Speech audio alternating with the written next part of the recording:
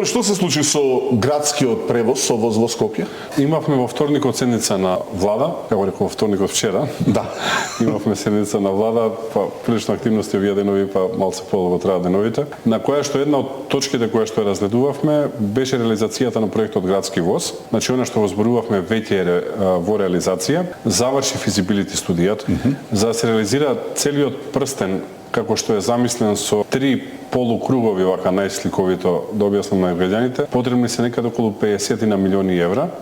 Дел од тие средства веќе се обезбедени во буџетот за оваа година и јавното претпријатие Железници инфраструктура во многу скоро време, зборувам за недели, максимум месец дена, ќе објави тендер за изградба и рехабилитација на најголемиот дел од инфраструктурата која што ќе се користи. Тоа ќе биде линијата која што оди од Зелениково преку населбата Драчево, ја поставува границата помеѓу населбите Аеродром и Кисела вода и завршува на новата железничка станица.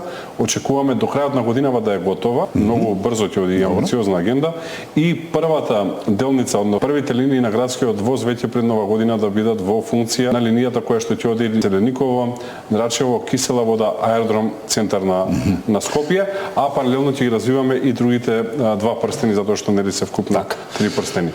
После тоа очекувам да направиме синергија со јавното сообраќајно претпријатие и тука не оставаме така работата на барање на град Скопје, но и останатите општини. Во финална фаза сме на подготовка на тендер за набавка на нови еколошки електрични автобуси. Тоа ќе бидат 120 автобуси, од кои што 80 ќе одат за градот Скопје, што значи дека кога ќе ги споите градскиот воз и нови модерни автобуси, јавниот превоз во Скопје треба да е на многу попристојно ниво од ова што е сега и очекувам резултатите да бидат до крај на оваа почеток на следната година, значи релативно брзо.